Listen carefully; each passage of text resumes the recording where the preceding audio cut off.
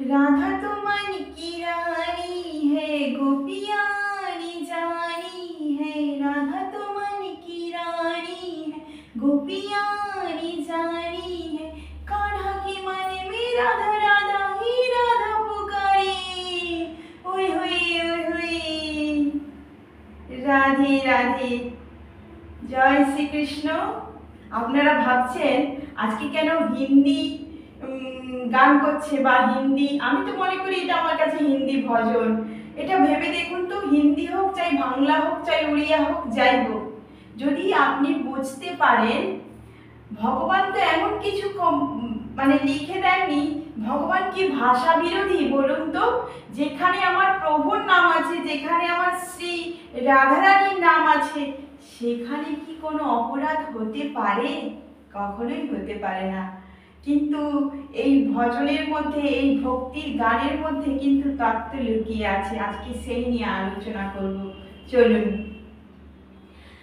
শ্রীকৃষ্ণ যখন 100 বছর বয়স হয়েছিল, তখন রাধারানী আর অন্যদেরও প্রায় 100 বছর প্রায় বয়স হয়ে গেছিল। তখন সেই 100 বছর বয়স তখন চলাকালীন তখন কৃষ্ণ সিদ্ধা আশ্রমে গেছিলেন। তখন সেই সময় রাধারানীও গেছিলেন সেখানে, এবং কৃষ্ণের 16,100 পাঠরানীও গেছিলেন এবং তার পরিবারজনও গেছিলেন সেই সিদ্ধা আশ্রমে। সেখানে গিয়ে রাধা কৃষ্ণের মিলন হয়েছিল। মানে ওই যে বলে না, আমরা অনেক দিন পর কাউকে দেখা হলে তার সঙ্গে পরিচয়, ভাব বিনিময়, আলাপ করি, আলিঙ্গন করি, জড়িয়ে ধরি, ঠিক তাদের মধ্যে সেরূপ হয়েছিল। কিন্তু যখন ভাব বিনিময় হলো, সবকিছু হলো, রাধারানীকে রাত্রিবেলা শয়নকালে রুক্মিণী অর্থাৎ শ্রীকৃষ্ণের প্রথম পত্নী রুক্মিণী খুব ফুটন্ত দুধ গ্লাসে করে নিয়ে গিয়ে রাধারানীকে খেতে দিলেন। সেই দুধ রাধারানী বুঝতে পারলেন খুব ফুটন্ত, কিন্তু তিনি যখন দিয়েছেন কিছু না বলে সবটাই খেয়ে নিয়েছিলেন। খাওয়ার পরে যখন রুক্মিণী রাত্রে শয়নকক্ষে গিয়ে প্রভুর চরণ সেবা করছেন, মানে পা টিপে দিচ্ছেন, তখন দেখছেন পায়ে বড় বড় ঢুলি উঠে গেছে। তখন প্রভুকে প্রশ্ন করছে, হে প্রাণনাথ, আপনার পায়ে এরূপ ঢুলি উঠে গেল কেন? ফসকা পড়ে গেছে। তখন বলছে যে তুমি রাধাকে ফুটন্ত গরম দুধ খেতে দিয়েছিলে, সেই কারণেই আমার এই দশা। তখন রাধা বুঝতে পারলো না, রুক্মিণী সেই কিছু বুঝতে পারলো যে মানে অবাক কাণ্ড, কি করে হয়, আমি রাধাকে দিয়েছি, এনার এখানে এরকম কেন হলো? তখন বলছে শ্রীকৃষ্ণ যে শ্রী রাধারানীর বক্ষে আমার চরণ বিরাজমান, তাই সেই ফুটন্ত দুধ গিয়ে পড়েছে শ্রীকৃষ্ণের চরণে, তাই চরণের এই অবস্থা। এরকম তো হয়ে গেল, সবাই যে যার ফিরে গেল, সেই আশ্রম থেকে চলে গেল। তো সেটা রুক্মিণীর মাথা থেকে কিছুতেই বেরালো না, যা কিছুতেই। তখন রুক্মিণী ভাবছে, আচ্ছা আমরা কি দেখতে খারাপ? আমাদের মধ্যে কি কোনো গুণ নেই? হ্যাঁ, সবসময় রাধা রাধা রাধা রাধা করতে থাকে, রাধার নাম ঘুমন্তেও ঘুমিয়ে ঘুমিয়ে রাধা রাধা বলতে থাকে, রাধার এই ভালো, রাধা সেই ভালো, রাধা অমুক ভালো, ব্রিজঙ্গনাদের এই ভালো, সব কিছু সবসময় ভালো। কিন্তু আচ্ছা ভাবুন তো, কোনো বিবাহিত স্ত্রীর সামনে তার পতি যদি অন্য কোনো মহিলার প্রশংসা করে, সেটা কি তার পত্নী মেনে নিতে পারে? কখনোই পারেন না। তার জন্য প্রভু আমার বুঝতে পারলেন, যোগমায়া দ্বারা নারদকে ডেকে পাঠালেন। নারদ এলেন, নারদ এসে বলছে, প্রভু কি বার্তা বলুন, কিসের জন্য, আমার কি আজ্ঞা, আমার আপনি আমাকে কেন ডেকে পাঠালেন? তখন বলছে, নারদ তোমাকে একটা, আমার খুব শরীর খারাপ, আমার খুব পেটের যন্ত্রণা হচ্ছে, আমি আর বাঁচবো না। বলছে, এ আবার কিরকম নাটক? নারদ তো বুঝতেই পেরে গেছে যে যিনি পরম, যিনি মৃত্যুকে নিজের মধ্যে করে রাখছেন, যিনি মানে কি বলবো, আমাদের মৃত্যু তিনি কালেরও কাল মহাকাল, তার আবার মৃত্যুর ভয়। তখন নারদ মনে মনে হাসছে যে প্রভু আবার কি চতুরাই করছে কি জানি, ঠিক আছে তা যাই হোক। তখন বলছে আচ্ছা প্রভু আপনাদের তাহলে পেটের যন্ত্রণা কিভাবে সারবে বলুন। বলছে আমার পরম কোনো ভক্ত যদি তার চরণ ধুলি দেয় তবে আমার এই পেটের যন্ত্রণা সেরে যাবে। তখন নারদ মনে মনে ভাবছে যে সত্যি তো আমার থেকে বড় তো ভক্ত কেউ নয়। তখন আবার এর কথা মনে মনে ভাবছে আচ্ছা আমি যদি এই সময় আমার প্রভুর সামনে আমি বড় ভক্ত বলে জাহির করি, নিজেকে ছোট করা হবে না তো, খারাপ একটা হবে না, তার জন্য চেপে যায় এখানে। তখন কি করলো, তাহলে কাদের কাছে যাব, 16,100 পার্টনারের মধ্যে প্রথম পার্টনারের কাছে গেলেন, প্রথম স্ত্রীর কাছে গেলেন রুক্মিণীর কাছে। রুক্মিণীকে বললেন গিয়ে প্রভুর খুব অবস্থা সিরিয়াস, আর প্রভু বলছে বাঁচবেন না। বলছে কি বলছো, তখন তো হাহাকার পড়ে গেছে গোটা মহলে, আমার প্রভুর এই অবস্থা, প্রভু বাঁচবেন না।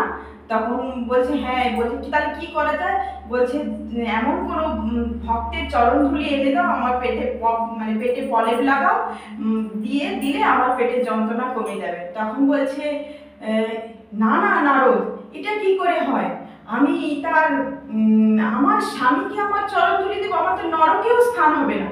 বলে তাহলে কে দিবে, সমস্ত পাখি কেউ দিল না, আরো প্রজাদেরকে বলল তারাও কেউ দিল না, মন্ত্রী মহলে কেউ দিল না। সবাই কখনো হয় দ্বারকাধীশ মানে যিনি পরম ব্রহ্ম তাকে কে চরণ ধুলি দিবে, তার চরণ ধুলি মস্তকে লাগাবে। বলছে তাহলে প্রভু আপনারই যখন রোগ আপনি বলুন ওষুধ কোথায় পাওয়া যাবে। তখন বললো যাও নারদ তুমি ব্রিজে চলে যাও, মানে বৃন্দাবনে যাও, বৃন্দাবনে গেলে ওইখানে দেখবে। বলছে বৃন্দাবনে তো সব বিবাহিত মহিলারা, বলে ওই গোপীদের কাছে যাও, গোপিনীদের কাছে গেলে সেখানে তুমি ওর সুরাহ পাবে, ঠিক আছে। তখন গেল, নারদ চলে গেল। নারদ যাওয়ার পরে সেখানে গিয়ে বলছে, যখন দেখছে যমুনার পাড়ে গোপিনীরা সব বসে আছে, যখন নারদকে দেখতে গেছে ছুটে ছুটে নারদের কাছে আগেই পৌঁছে গেছে সব গোপিনীরা, গিয়ে বলছে নারদ কি বার্তা এনেছো, আমার প্রাণনাথের কোনো বার্তা এনেছো কি, কানাইয়ের কোনো বার্তা এনেছো কি। বলছেন প্রভুর খুবই অবস্থা সিরিয়াস, ওনার খুব শরীরে অসুস্থতার কারণ। বলছে কি কেন কি হয়েছে, বলছে ওনার পেটের খুব মানে পীড়া হচ্ছে। বলছে যে ভক্তরা, যে সব থেকে বড় ভক্ত চার চরণ ধুলি দিলে আমার পেটের এই পীড়া শান্ত হয়ে যাবে। তখন নারদ তুমি প্রভু তুমি এক মুহূর্তে এখানে দাঁড়াও না, নারদ তুমি যাও।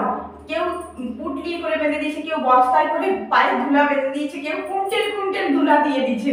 তখন গোপিনীদেরকে বলছে আচ্ছা তোমাদের কি নরক যন্ত্রণা ভয় নেই, বলে কেন।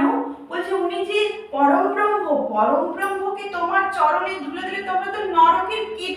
বলছে তোমাকে সেই নিয়ে ভাবতে হবে না নারদ, আমরা অনন্তবার নরকে গেছি, আবার না একবার যাবো, তাতে কি হয়েছে, আমার প্রাণনাথ তো সুস্থ হয়ে যাবে, আমার প্রভু তো ভালো থাকবে।